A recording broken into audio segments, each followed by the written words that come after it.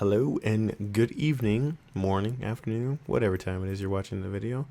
My name is Jamal Watson, and I am an environment artist. I recently just graduated from college, and I thought that I might make a video to help out my fellow beginners because there's a lot of questions that aren't answered. They're sort of inferred when you go on forums and stuff like that. So I thought I would cover a lot of that in the video. So let's get started.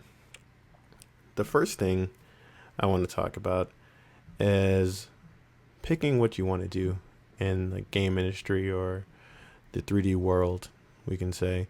I know that sounds really generic, but it really will help you in the beginning if you know what you want to do, whether it be a character artist, environment artist, programmer, whatever it is you decide that you want to do. I think from a beginning, right from the beginning rather, the sooner you know that, the better your portfolio is going to be, and the more benefit you're going to get out from your work. You're going to spend your time more efficiently.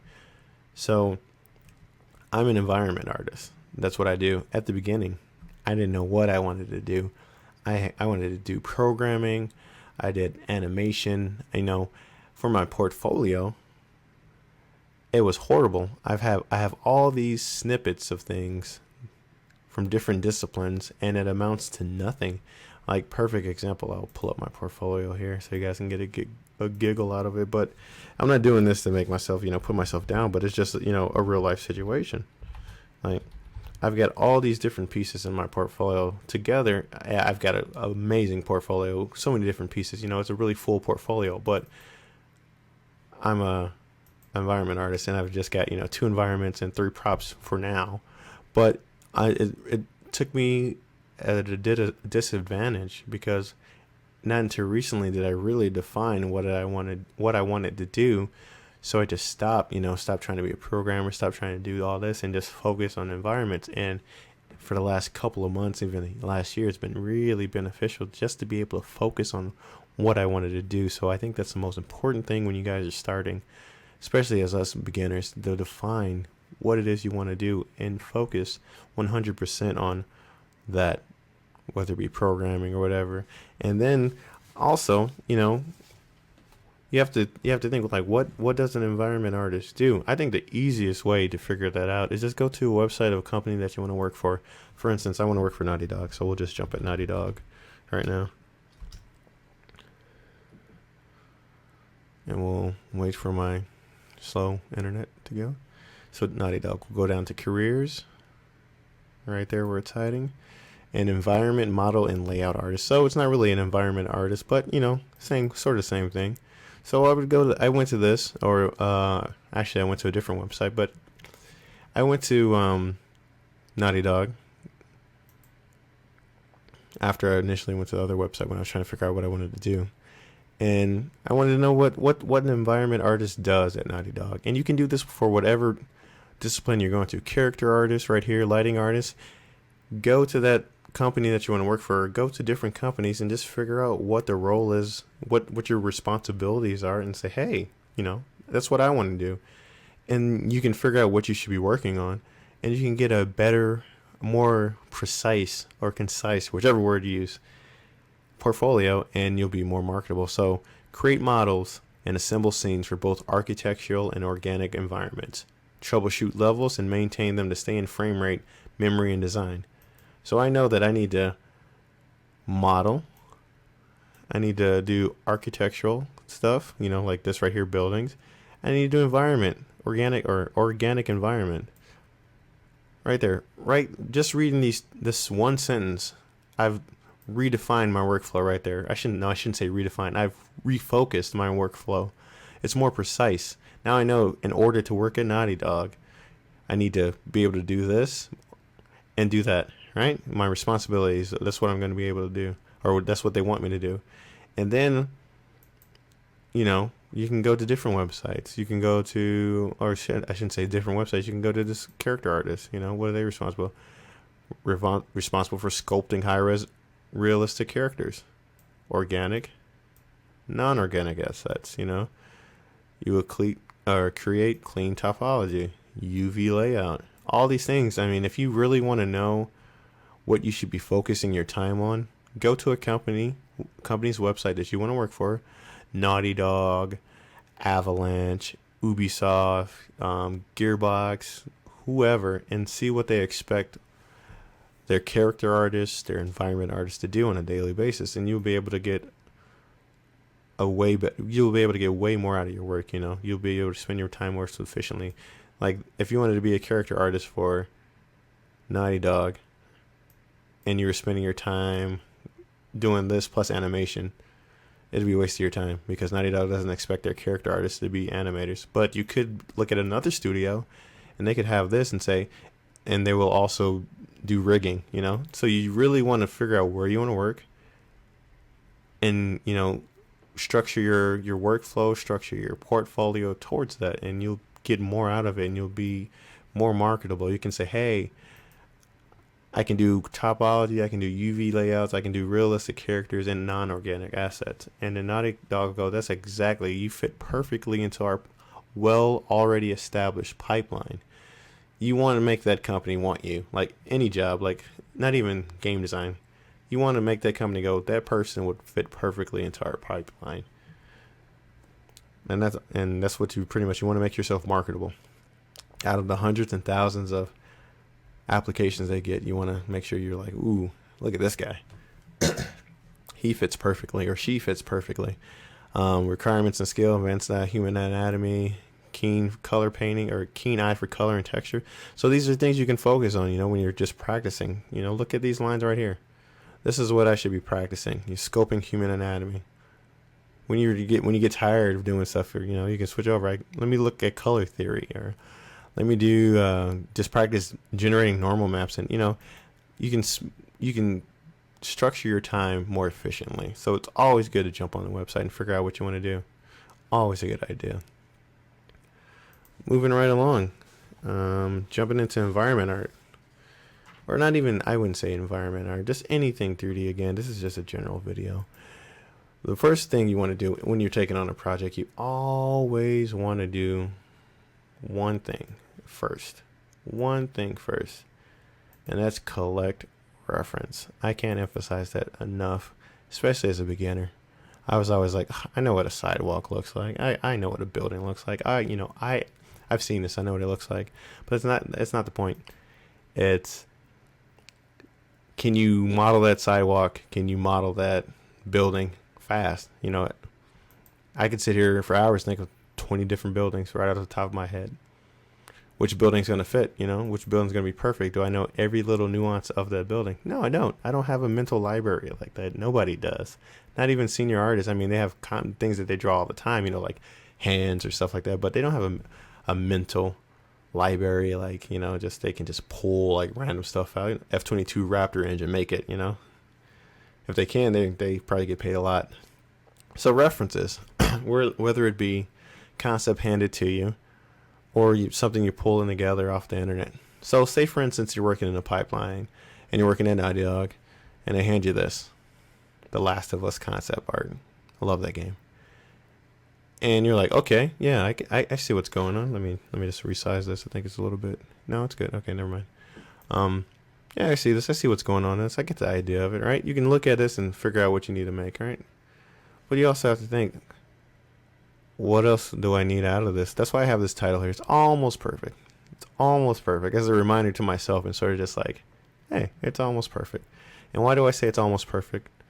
Because, say for instance, you didn't know what this was, right? You're just looking at it from concept. Maybe you lived in South America, or you live way out in Texas where you just lived on a farm and you were just doing nothing but 3D art, making farmland. Somebody was like, you know what, you're really good at 3D art. And somebody says, hey, here's your concept. And you're just looking at this right here and you're like, what is that? What is that? What is that? And somebody goes, oh, it's a cement barrier, or it's a barrier. You go, okay, now I know the name of it. All right? I know what it's called. So you would start building your reference sheet, right? You'd get that up there. You go on the internet, you use the Googles or the Bing or whatever you want to use, and you would start building your reference sheet. You'd go, okay, what is that right there? That's a cement barrier. All right, cement barrier, bam. You'd pull it down. Start building your reference sheet. This is for any discipline. Artists, character artists, concept artists. You always want to work at reference or work from reference. Most important thing ever. The most important thing, especially for a beginner. And I'm saying it so much because I'm reminding myself. Work from reference. So you would just pull it down. You say, okay, this is that, and then, oh, hey, look, these back here, these are T barriers. Let me pull this over there. Oh, look, I got T barriers. The idea of a reference sheet, I believe, I could be wrong. Somebody could be watching this and go, that's not right. It just for me, it keeps me in the zone. When I'm modeling, I just have this up, whether I print it out or I have it in a floating window next to my 3D program. I can just keep like, okay, I'm going to start modeling this. Oh, okay, I know what it looks like. Bam, bam, bam, bam, bam. I can model it. Bam, and then I can use this reference. Like, okay, that's when I texture it. If you're required to texture it, I mean, if you go back to Naughty Dog's website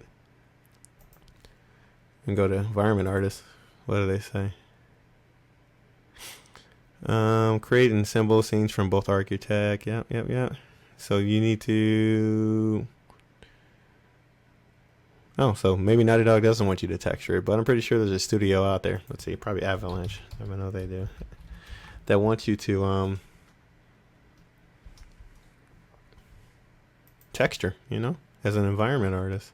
They want you to be able to bring it from concept to all the way in the engine. Let's see. As an environment artist, you would work in collaboration with level designers. We expect you to take your asset right here. Here's the line I was looking for. We expect you to take your assets all the way from concept mockups to modeling and texturing to final placement in the environment. So this is a perfect example. If I put these two windows side by side here, or I attempt to put these windows side by side, just for a dramatic effect, I would compare these two jobs here. I would completely focus on two different things. If I wanted to work for Naughty Dog, and I do, I'll just put that out there. If you guys are watching, I do want to work for you guys. I would focus on modeling, architectural design in organic environments, and troubleshooting the level, making it more efficient. I can't think of the word right now. Run smoother, keep the frame rate up. And I would use Maya. And I would, I would practice these right here. All this is what I would focus on. But most importantly, I think to myself, is right here, responsibilities.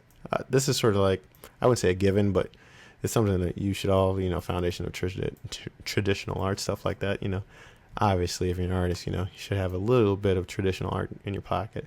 But this stuff right here, I would focus on this. But if I wanted to go to Avalanche Studios, I would have to take it all the way from concept. I would have to model, texture, and put it in a level. Naughty Dog just wants me to be able to model. That's all they want me to do right here in this line. They just want me to be able to build models, organic. So I would just be modeling like crazy for Naughty Dog. That's all I would be doing.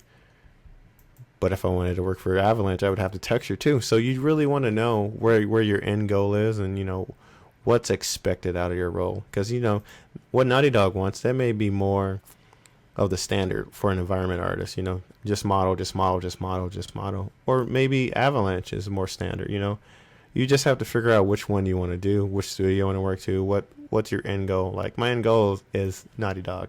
Nothing against Avalanche. Avalanche makes great games too. But I've played more Naughty Dog games. So I would focus on this. If this is where I want to go, I would focus on that. Or if that was where I want to go, I would focus on this, and my portfolio would be more concise, and I would be working towards something.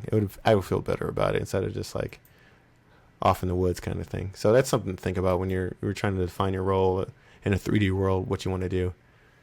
So jumping back on the texture sheets. So yeah, you always want to, anytime you get a concept, just break it down.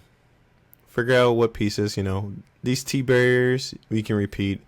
The regular barriers you can repeat. So, you can, if you broke it down, you would model 10 things, but these are all the same things, so you only have to model one. So bam, there you go.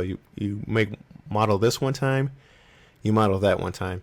You got 20, 30% of your scene done. You model this bridge one time, you duplicate it. It's all about efficiency. Breaking the scene down, gathering your references, putting that reference sheet up when you're working will save you so much time.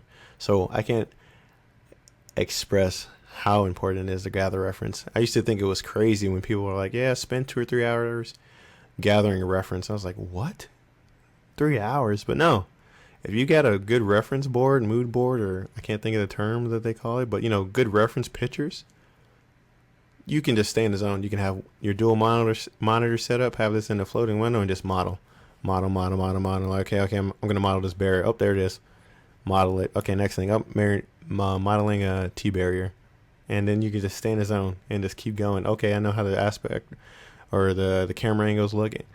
You don't ever have to break that rhythm. You don't. Okay, let me open up the Googles. Let me figure out what a T barrier looks like. Okay, this building here. You're not getting out of that rhythm. You can just zone for 8 hours because you already have it set up and just go, and you'll be so much more efficient.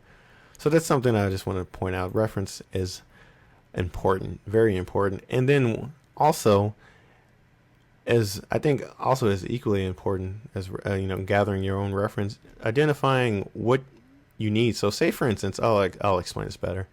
Say for instance, an environment art, or not environment artist, environment concept artist. He hands you something. He hands you something like, let's see, he hands you this, right? He says, hey, I need you to, or hey, this is what we got finaled on. Yeah, they said it was all good. They like this house, model it. Okay. And you go back to your desk or wherever you're working at, and you're looking at this. You're like, cool. Now, the questions that pop up in my head at the beginning is, okay, where is this? I can look at this reference. I'm pretty sure it's somewhere with the desert, right? Because this looks like a palm tree. But it's not in the reference. You don't have any background. And you may be thinking, like, why is that important? Because, okay, if we're in the middle of the desert, right? If you know anything about like the southwestern, I don't want to assume, but most likely your colors are going to be different. I'm not saying it's absolute, but like, okay, the tiling or the roofing is going to be different. This could be different types. This whatever, anything that's relevant to the southern part of the country. Like, okay, this is. Well, if this is in New Orleans or something, once you're looking at the backside, perfect example. Yeah, I'll use that example. Say, okay, this is New Orleans. This palm tree's not there.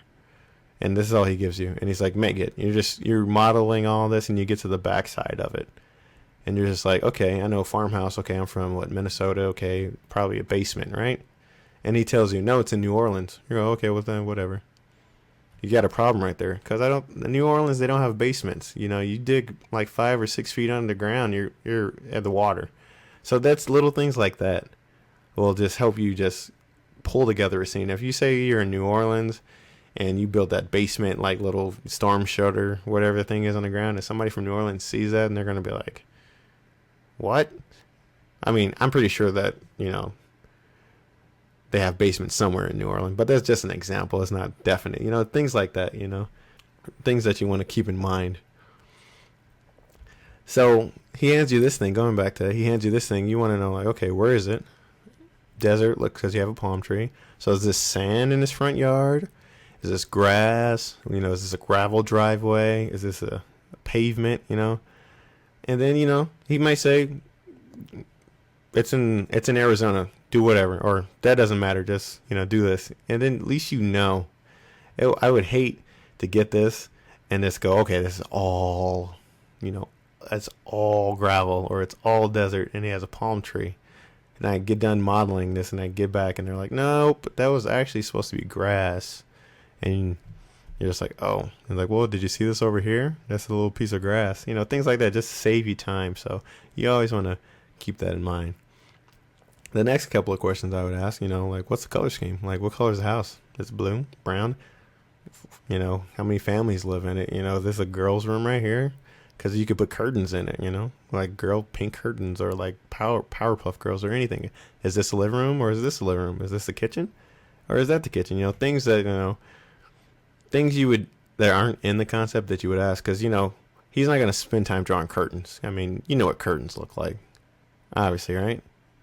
So when you're modeling this, you may model this as a boy's room, and then in the game, when the character's running in here and you run in the house and you go up into this room and it's actually a girl's room, but you've modeled it with boy curtains. Little things like that. Just keep in mind. I know it sounds like crazy, but you just want to pick apart the concept. So when you get all that information, when you sit down with that concept artist, you ask them all these questions. You don't have to run back and forth like, hey, is this a girl's room? Oh, okay, bye. Hey, is this a boy's room? Just you want to get in the zone. You want to be left alone. You just want to work.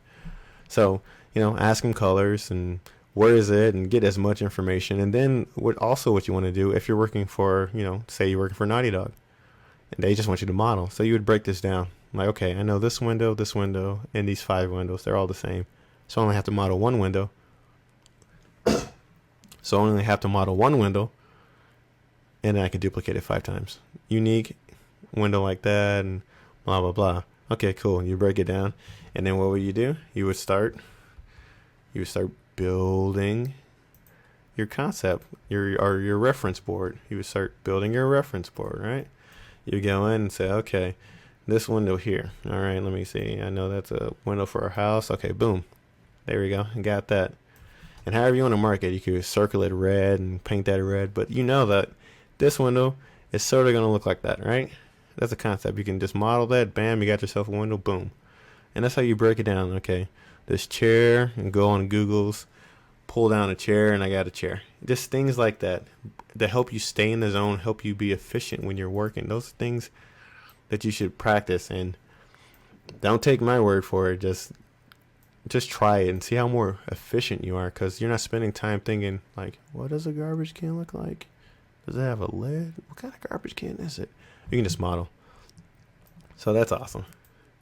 And then a further step with your reference, say if this is your reference and you're working for, was it Avalanche? Yeah, Avalanche. I expect you to pull it all the way through, texture and everything. So my next question, if I was working for Avalanche, I would start breaking this down, just looking at it. Let me get that out of the way.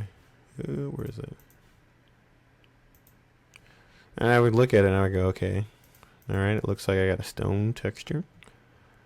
I got a wood texture, I got whatever roofing they use in this southern city, if that's where they are, things like that. Like, okay.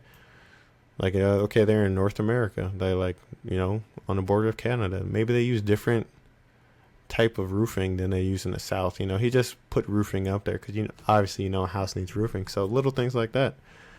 You break it down like, okay, is this gravel? Or do they want me to be gravel? So gravel here, and then asphalt driveway. Is it asphalt driveway? Is it a cement driveway? If they go, it doesn't matter. Okay, I'll just make it asphalt. Or if they go, no, it has to be asphalt, or it has to be cement a cement driveway, because in the game the character runs down these stairs and he hits a hammer or a sledgehammer and it cracks, like, it could be like some point in the game. So little things like that you want to point out, or little things like that you want to ask about. So you just break this down texture wise, you break it down reference wise, and then when you've built your your board up and you got all your reference pictures ready to go, you can take that, pin it to a wall, floating window, and just model. You can just beeline, just model. You don't have to go on the internet. You don't have to do anything. So it's really important to get your reference pictures right. And then also one more. We'll do one more. Yeah, we'll do one more. Say if you get something like that, right? That's awesome. This is a really awesome reference sheet. They've drawn out the level and different, they show you the top here, what that looks like. They've showed you the bottom, what that looks like. They've showed you that garage door that's on this wall right here that you can't see. I mean, it's a really solid piece of concept, or piece of environment concept art. It's really solid. They even showed you what the outside looks like, the front, the side.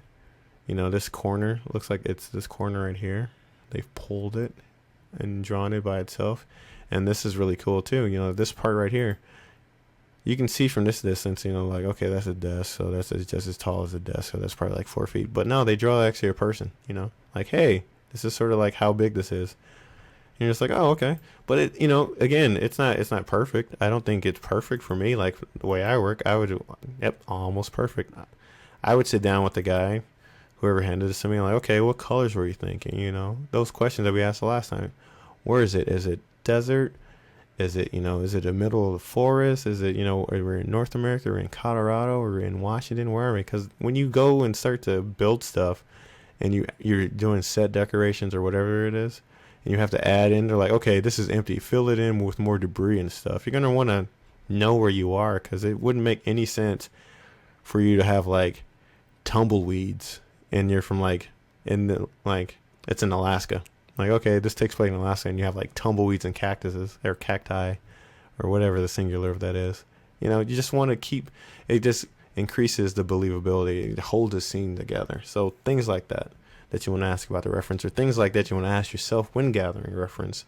If you're not working from a complete reference, or if you're just piecing it together, those are things you want to ask yourself. Like, okay, where does it take place? And it'll be so much more easier to pull together, Google reference, like, okay, building. Okay, I know in Minnesota we have this type of grass. So let me get a grass. I know we have these type of trees. You can pull it together in more complete reference.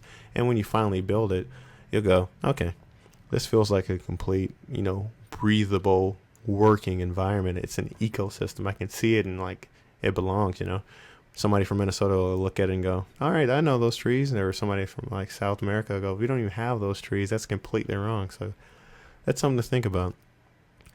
So moving right along to programs. First, I want to point out, or first thing I want to talk about is the 3D packaging that people use. Like I use Photoshop, and I was messing around with some blocks and stuff. Or not Photoshop, excuse me. I use 3ds Max, and I was messing around with blocks. I think that if you're able to get a hold of 3ds Max and Maya, that is great. But you can also use Blender. Blender's a free program, and people may harp on it and say Blender's terrible, but if that's all you have access to, use it. Because one thing is going to translate over from Blender to a Maya or 3ds Max are those base skills. Think about it. If you've been playing like me, I've been playing video games, 20 years. I can pick up any first-person shooter right now and start playing it. Why? Because I've built the basis. Like, if you played one first-person shooter, you've played them all. Left analog sticks for strafing and rights for looking. Those are those base skills that you build up in each first-person shooter that allows you to pick up a controller and play it right away. Think about it. Like my wife, if she picks up a first-person shooter, I go, oh, she can't move around. She doesn't have that base.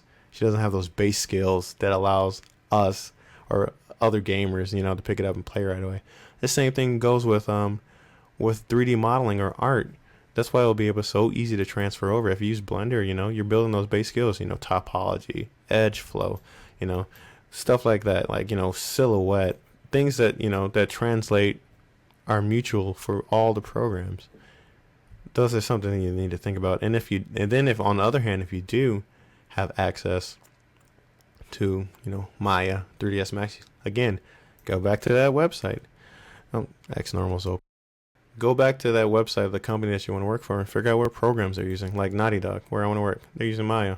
So I would focus on Maya. If I had access to Maya, I would focus on Maya.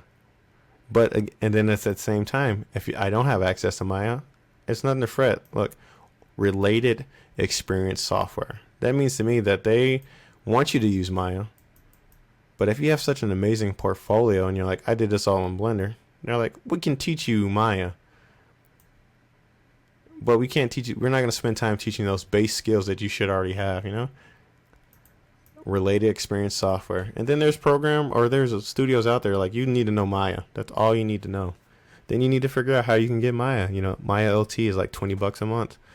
Those are just things you need to do, be more efficient with your time. Because if you're, an adult, or if you don't have time to just sit around and model all day. We're working adults, most of us, if you have the luxury of sitting around all day, beautiful. But time's limited for most people, 4 hours a day. You want to spend that as efficiently as possible. So when choosing your 3D program, just keep those things in mind. What company do I want to work for? What are they using? What's the industry standard? Industry standard is Maya, I think, because that seems like every environment artist job I go to, they're using Maya. So those are things you think about. But I use 3ds Max because in my school, that's what they taught me. But I've lately been using Maya. I mean, Maya and 3ds Max are both made by Autodesk. So once you learn one, you can learn another really easy. Like if I just only did 3ds Max, that's all right, because Naughty Dog says or equivalent, program, and 3ds Max is equivalent. So I'm just currently using 3ds Max. I know Maya, I'm learning Maya, but I need to build up my portfolio. So there's just things you need to think about. So again, going back to that pipeline, things you need to know. So say for instance, I'm working for Naughty Dog. All I need to do is, I shouldn't say all, but what they want me to do, mainly what they want me to do is model. So I'll always focus on modeling, high, low poly, whatever it is, shrubs, vines, cards, like creating plants, I would work on putting plants together, entire details with minimal concept art direction. Perfect example right there. Strong artistic ability to visualize entire levels in detail with minimal concept art. You know what that means? So if they tell you, hey, this is going to be in a desert valley, and they give you 3 buildings, but they want you to make a whole working town, you need to be able to ask the right questions to the person, like, what kind of city is it? How many people are in it? What were they?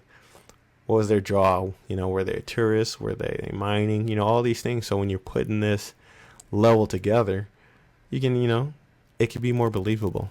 So asking the right question. I don't think, and now this is just me from being a beginner, I don't think if you ask the art director, like, hey, what's the setting in this, like, what kind of town is it? Is it a mining town? They're gonna be like, oh, whatever, figure it out. They may do that. Who knows? I don't know. But I think those are the right questions. You shouldn't be scared to ask questions. So those are things to think about when you're doing it. So if I was working for Naughty Dog, I just model, do all this stuff they want me to do, and then if I was working for Avalanche, I would do the texturing. So that's a segue to the next texture or next software, your texturing software. It really depends. I mean, if you're an environment artist and they just want you to throw some base textures on it and hand it off to the next person, I would definitely use Quixel. Quixel is really nice. It's not like the end game kind of thing. It can be. It could be. It really depends on what how much control or what your technique is. But like for me, I use the Quixel Suite and Doodoo to just get me started, because I didn't know anything about texturing, especially with this new PBR workflow that came out. I was just completely lost. Like I have no idea what I don't know what's going on. So Quixel Suite is really nice. I'm not going to go into what the program's about. That thing won't die, will it? I'll close that. I'm not going to go into detail what the program and how to use it, but I would definitely, give Quixel a try. It's what is it? It's in beta right now. It's November 5th, 2014. It's in beta right now, so I'm pretty sure they do a free trial. Or no, it's not in beta. It's a free trial. You get a free 30-day trial. It's Quixel, and that's QUIXEL.se.com or .se. There's no com. .se, and try it out. And if you really want to just see how things work, maps and stuff, it really just gives you a eye opener, kind of like, oh, okay. So like I'll open up one really quick, see if I have anything. Nope, I use Substance Painter for that. I'll just open it real quick. I'm not even going to go too much into it. But if you look at it, you can see the different maps. You can just see the breakdown. That's why I like Quixel, because I can say, okay, albedo. That's what's in an albedo. That's what an ambient occlusion. I learned so much about different maps, even though I didn't want to be a texture artist. I learned so much about it just by looking at these. So that's really nice. So Quixel Suite, it has its benefits. And then also another program that just recently released is Substance Painter. Really cool program. Again, if you're like environment artist, character artist, whatever, Substance Painter is a really cool program too. I think they are still they might be out of beta, but if you just take a look at it, just play around with it. Even if you're not a texture artist, you're just an environment artist, it's always good, to know the next step. Like if you're handing off your models to an environment artist, it's always good to know what they're doing and what they have to go through to sort of get their assets to that AAA status. So I would check out Substance Painter. I'm not going to go into that program either. But for texturing, Substance Painter is definitely an option. Also, I'll pull it over here. Substance Designer. These guys are like married. So Substance Designer, Substance Painter. Substance Designer, you could design textures. You can texture in there too, and it's pretty nice. It's like a hub for texturing. You pull all your texture into Substance Designer and go out from there. It's like a centralized kind of thing. Check it out. It's really nice. I'm not going to go into it, but Substance Painter, Substance Designer, Quixel Suite, those are really, really good thing. I would probably use Quixel Suite if you're just beginning, sort of get an idea of how it's working. how texture work, and those 3 programs are really nice. And then if you're modeling, another thing, prototyping is really important too. And what prototyping is, like, say for instance you're building something for Unreal Engine. You're not gonna keep going back and forth, jumping, exporting, importing the Unreal Engine. You want to work fast. You want to work fast, efficiently. You want to have high quality stuff. Marmoset Toolbag is awesome for that. So perfect example, that USA Today scene. All right. So say if I'm working in, I'll just pull this over here. Say if I'm working in Substance Painter for this guy. All right. And I'm just, I'm working for Avalanche Studio, and they're just like, I'm halfway done with it. And I'm like, all right, this thing's looking awesome. I got it. Okay, what are you doing? Come on. Okay, we'll move you over here then. We'll move you right here. Okay, so I'm working for, Avalanche, and I'm getting ready to throw this into the scene because it's almost done. The art directors looked at it, my leads look at it, and he's like, oh yeah, yep, that's pretty solid.